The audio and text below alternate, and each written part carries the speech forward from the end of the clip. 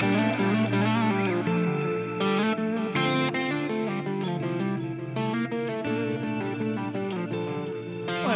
comenzamos con el invitado del día de hoy. Nos acompaña el vicepresidente de ENACOM, Gustavo López. Muchas gracias. ¿Qué tal? No, gracias a ustedes. Hola, Gustavo, un gusto, ¿cómo estás? un gusto. ¿Cómo Bueno, están? a ver, preguntas tenemos muchísimas. Hay un tema que el título es poderoso y me imagino que el contenido más, que es la brecha digital. ¿Sí? ¿Y por qué lo digo? A ver, y te voy a hacer un comentario justo en este estudio haciendo una nota a un dirigente sindical de España que la comunicación 4G era brillante y nosotros acá teníamos dificultades de comunicación de los que tienen comunicación y hay otros que no lo tienen. Mira, la brecha digital es algo fundamental en el siglo XXI, ¿sí? Estamos hablando de una herramienta tecnológica que sirve para estudiar, para estar más cerca, pero también sirve para el sistema productivo, es fundamental. Digo, el sistema productivo hoy necesita de la tecnología, necesita de la conectividad. Digo, vos podés manejar un galpón de gallinas ponedoras, regular la temperatura a partir de un teléfono celular. Ahora, hace 50 años vos podías tener un banco en tu pueblo y no existía internet. Si hoy no tenés internet, no podés tener un banco en tu pueblo. Y esto es lo que uno está viendo, la diferencia que hay por regiones y la diferencia que hay dentro de una región entre los que tienen poder adquisitivo y los que no tienen poder adquisitivo. ¿Por qué? Porque las compañías no han cableado a todos de la misma manera. Y te deja fuera del mundo. Nosotros lo vimos de manera brutal a partir de la pandemia. Exactamente. Digo, todos los chicos tuvieron que quedarse en sus casas estudiando. Bueno, quiénes están conectados y quiénes no están conectados. Es decir, quién se queda afuera del sistema educativo o le cuesta mucho más y quiénes están adentro del sistema educativo. Sí, la pandemia puso en relieve aquellas inequidades que ya existían con respecto a la conectividad y por lo que se tuvieron que tomar medidas urgentes. Entonces la pregunta es, ¿cuáles fueron las principales iniciativas realizadas en este contexto? Bueno, la primera de todas fue lograr que las compañías de celulares, que son 3, dieran la navegación gratuita en las páginas educativas, tanto de la nación como de cada una de las provincias e incluso de las universidades. ¿Por qué? Porque en la ciudad de Buenos Aires, por experiencia propia, el 70 o el 80% de los estudiantes tenían internet y en el Gran Buenos Aires, en las nuevas universidades, no llegaba al 30%. Entonces, la posibilidad de seguir estudiando era a través del celular, Claro. porque celular tenían todos, pero te consumía los datos. Hubo un esfuerzo grande de las empresas que liberaron. ¿Hubo buena voluntad? Hubo muy buena voluntad. ¿Cómo sigue el tema de las tarifas de los servicios? ¿Hubo otro acuerdo con los empresarios del sector? Y también tuvieron buena voluntad. Hasta el 31 de agosto las tarifas están congeladas y hasta el 31 de octubre hay tarifas diferenciales, es decir, aquellos que no podían pagar la tarifa, aunque estuviera congelada, podían optar por una tarifa menor hasta el 31 de octubre. Me disculpas, no se le corta el servicio. No, no se le corta el servicio. Eso es importante. Exactamente. ¿Cuál sería el rango o el periodo de ventana, iba a ser de sospecha, muy de abogado, el periodo de ventana en el cual no se le corta el 3 servicio? meses. Debiendo, si no debes 3 facturas, no se te corta el servicio. Y si debes 3 facturas, podés pedir, y ahí interviene el ENACOM, en un lugar que se llama formulario ENACOM, podés pedir que te bajen a estos servicios especiales, donde tenés menos cantidad de datos, pero hasta el 31 de octubre tenés tarifas muy convenientes. Entonces yo le estoy acá recomendando, primera síntesis de lo que nos dice Gustavo López. Vos no pudiste pagar la factura, la estás pasando muy mal, tenés que completar un formulario especial. ¿Cómo se llama el formulario? Formulario ENACOM. Formulario ENACOM, para que no pierdas y no quedes anulado de la conectividad, ¿correcto? Exactamente. Digo, ese fue el esfuerzo grande. El otro esfuerzo, los proveedores de streaming, los proveedores de imagen, bajaron la calidad, es imperceptible para nosotros, pero liberaron el 25% del ancho de banda. Estoy hablando de Facebook, de YouTube, básicamente de Netflix. Digo, hubo un acuerdo con ellos. Esos son los ajustes que realizaron durante la pandemia porque la demanda incrementó. Incrementó un 40% estable, es decir, entre un 40 y un 50, y se clavó en el 40, entonces para poder tener capacidad, y lo cuarto que se hizo fue un acuerdo entre todos, incluyendo ARSAT, que si alguna red se caía, la otra iba en auxilio. Bien. Por suerte no pasó nada, no se cayó ninguna red, no colapsó el sistema, se bajó la calidad del streaming, se liberaron las páginas, Ahora, si tenés mala conectividad o buena conectividad, eso ya es infraestructura y es lo que ahora queremos hacer. Ahora, ¿Cuáles son los objetivos que tienen? Los objetivos es, bueno, ahora vamos a mejorar la infraestructura. Ahora va Pero a ver, la gente que se pregunta así en términos generales, ¿qué se interpreta por infraestructura? los cables, Bien. digo, cable de fibra A óptica. ver, si lo está viendo la gente, discúlpeme, soy porteño también, ¿no? Sí. Pero estamos viendo los porteños y decimos, bueno, tira el cable, la empresa de cable que nos está proveyendo, pero proyéctense en el interior del país, que he viajado mucho por trabajo, cableros locales, satélites, Sí. distintas formas. Esa es la pregunta. Hay tres formas. A ver, Por cable, el cablero, bien. sí, que es fibra óptica. Sí, Por el enlace, sí, que es un enlace radioeléctrico. Sí. Esto es, muchas veces el cable llega hasta un lugar y que después, como el lugar, la zona no es densamente poblada, el cablero te tira por enlace radioeléctrico a tu casa con una Zonas pantallita en zonas rurales. Bien. Y la tercera es satélite, cuando ninguna de las otras dos puede funcionar. Quiero decir algo, zonas rurales no. Alguien conocido nos va a decir acá, en el partido de San Martín, el cablero le tiraba el enlace en el partido de San Martín. Sí, sí, en O sea, Ezeiza. existe. Sí, en el Gran Buenos Aires hay mucho de eso. Bien. Obviamente sale mucho más caro la fibra óptica que el enlace radioeléctrico. Claro. Hasta el enlace llega el cable. Bueno, ¿qué dijimos nosotros? Hay vastas zonas de la Argentina que no están conectadas o que tienen una conexión muy mala. Hay una red federal de fibra óptica que es del Estado Nacional que tiene al día de hoy 34.500 kilómetros. Que A ver, repitamos, porque son cosas que la Sí, gente muy técnico. desconoce. No, pero no importa. 34.000 kilómetros de fibra óptica del Estado. del Estado, o sea que puede actuar con el principio de subsidiariedad, ¿sí? Para Exacto. aquellos lugares donde no está, ¿no? Exactamente. Bien. Y es de ARSAT. A su vez hay redes privadas.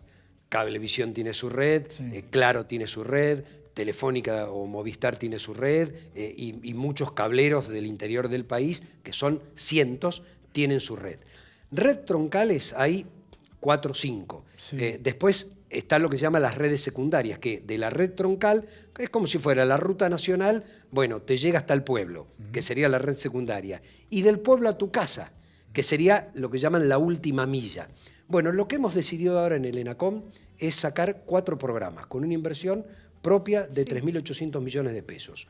Una para barrios populares, esto es, villas, barrios de emergencia, que están en el RENAVAP, en el Registro de Barrios Populares. Destinamos 1.000 millones de pesos. En todo el país estás hablando, Sí, ¿no? sí, en todo el país. Todo el país. Destinamos 1.000 millones de pesos para obra de infraestructura. Esto es cablear. Digo, ahí se entra con fibra óptica, porque estás en el medio de la ciudad Claro. o estás en las orillas de la ciudad. Vos llegás hasta el barrio popular. ¿Y quién distribuye dentro del barrio popular? La empresa que quiera hacer la obra y nosotros se la subsidiamos. ofrezca los servicios. Ah, Exactamente, sí, sí. Puede ser una cooperativa, una pyme. Digo, acá entran todas. Digo, en ese sentido, Qué interesante. Generamos Aparte dos- se genera empleo de manera directa e exactamente, indirecta, ¿no? generamos 2 efectos, la conectividad y el empleo. El empleo de manera directa porque hay que hacer la obra y luego porque alguien queda dando el servicio. Entonces, 1.000 millones de pesos a barrios populares hemos destinado. 2.000 millones a la conectividad del sector público, instituciones públicas. Esto es Claro. educación, salud y seguridad, que seguramente se va a hacer a través de municipios y de provincias, porque ellos tienen su propia empresa. Hasta ahora les costaba mucho dinero poder hacerlo. Bueno, el Estado Nacional a través de la CON dice, yo te financio la obra. Yo 2.000 millones de pesos. sí, te la hago la obra. Digo, la plata no la tenés que devolver. Pero esto va de la mano con lo que quiere hacer el Ministerio de Educación, que es que todas las Ofreceme escuelas... estos servicios. Claro, que todas las escuelas tengan internet. Hoy solo el 40 tiene internet. Sí, contanos eso de cómo funciona el sistema de educación a distancia. Bueno, solo el 40% de las escuelas del país tiene internet. Este programa... Disculpa, pará. Sí. Está buenísimo que lo cuentes acá, pero esto lo descubrieron con la pandemia. Sabían a priori, pero digamos, la crisis saltó cuando dijeron, bueno, conectémonos y Sí. no se podían conectar. Y exactamente, ahí salta la crisis. Saltan la crisis de las escuelas, pero salta la crisis de los barrios populares, que te dicen, sí, yo acá tengo conectividad, pero ¿sabes qué? Se me cae, se cuelga, Claro. no tengo buena, hay que hacer cola, había que llenar el formulario en el ANSES para pedir la IFE y el único lugar que tenía internet era uno, y había que hacer cola en el medio de la pandemia porque había un solo lugar con internet. Entonces, no es que el ENACOM no tenía programas, tenía un programa bastante restrictivo, que era dar subsidios para la ruralidad, hasta poblaciones de 10.000 habitantes. Nosotros ese lo subimos a 30.000 habitantes, que eso ya implica incorporar 300 localidades nuevas.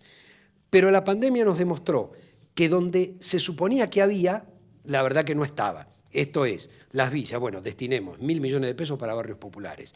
Las escuelas, hospitales y comisarías, destinemos 2.000 millones para conectar. Básicamente lo van a hacer los intendentes y las provincias van a venir a pedir este subsidio. Después zonas de difícil acceso. Vos me preguntaste cómo se entra, por cable, por radioenlace, el Delta del Paraná. Al Delta. Nos empezaron a llamar. Sí. Digo, estamos aislados, no podemos estudiar, no podemos tener actividad productiva.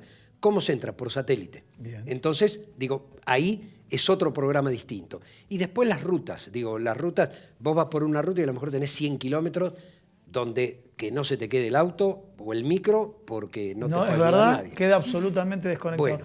Y vamos a hacer, estamos en feedback, como su nombre lo dice.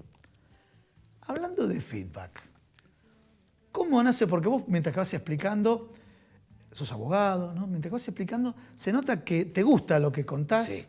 que lo llevas adentro. ¿Y cómo nace tu pasión por la comunicación? En este caso particular, bueno, estás ocupando un cargo jerárquico, pero más allá del cargo, sabemos que sabés del tema y estás comprometido con el mismo. Mira, en los 80, mediados de los 80, en el 87 me invitaron a un programa de radio y a partir de allí hice radio en Radio Belgrano, Sí. 87-89, en Rock and Pop 90-92, en ¿Sabes que Radio la La Rock and Red. Pop no me acuerdo? Estaba los domingos a la mañana, un mira. programa que se llamaba Con algunas cosas claras. Fue la época en que Página 12 compró una parte de la radio Sí. y había 3 programas políticos. Sí. Lechman Sí. a la mañana, Sí. que estaba Slotoviada y Tenenbaum de columnistas con él. Sí. Estoy hablando de los primeros años 90, ¿no? Sí.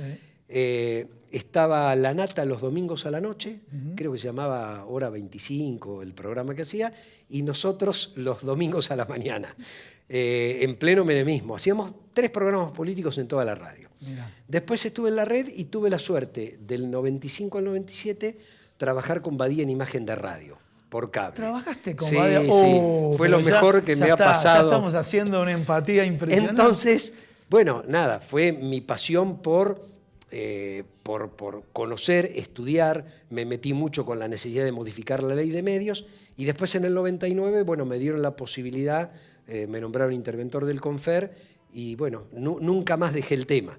Digo, lo abordé desde lo académico, desde lo profesional, así que nada, y me apasiona. Digo, la Un verdad poquito de Juan Alberto Badía y continuamos con el ENACOM. A ver, la verdad que- algo que recuerdes Juan Alberto Badía. ¿Te acuerdas Beatlemanía? Sí, sí, sí. Señores, No, pero además- bueno, surgió acá el viejazo, pero cuando estaba estudiando, siempre a la noche estaba el ciclo de Juan Alberto Badía. Sí. Realmente era esperar. Creo que y era siempre te Flecha vendía la Juvenil. promesa, ¿cuándo se vuelven a unir los Beatles? Claro, Flecha Juventud hacía. Flecha Juventud. No, yo creo que Badía hizo 2 programas emblemáticos en los 80. Sí. Badía y compañía, donde pasó todo el rock nacional y se descubrieron grandes bandas que después triunfaron, que él los hacía tocar.